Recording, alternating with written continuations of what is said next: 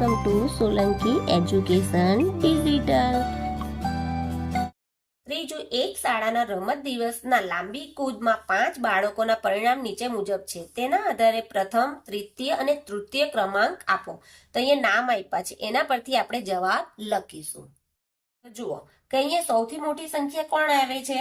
4.48. એટલે પહેલો નંબર કોનો આવશે?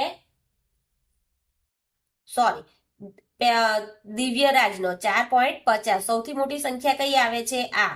એટલે પહેલો નંબર આવશે દિવ્યરાજનો. તૃતીય કોનો આવશે?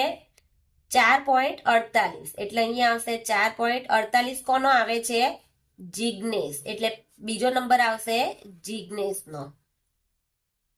ત્રીજા નંબર પર છે મિતેશ. 4.45 છે. 4.45 એટલે ત્રીજો નંબર આવશે મિતેશ.